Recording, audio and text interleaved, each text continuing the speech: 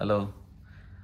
மூங்கில் இருக்கு இல்லைங்களா? மூங்கில். அந்த மூங்கில் எல்லா மூங்கிலுமே புல்லாங்குழலாக மாறிடுதா அப்படின்னா கிடையாது.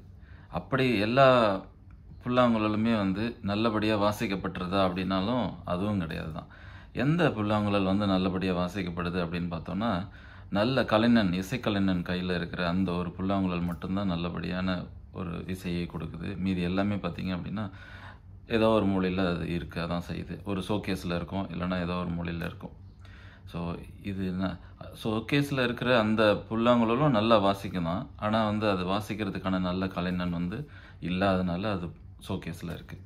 ஸோ இதே மாதிரி தான் நம்மளோட லைஃப்லேயும் பார்த்தீங்க அப்படின்னா, நம்ம எந்த துறையை நம்ம தேர்ந்தெடுக்கிறோம், நம்ம படிக்கிறதுக்காகட்டும், இல்லை வேலை பண்ணுறதுக்காகட்டும், இல்லை பிஸ்னஸ்க்காகட்டும், எந்த துறையை நம்ம தேர்ந்தெடுக்கிறோம் அப்படிங்கிறது ரொம்ப ரொம்ப மேட்டர்.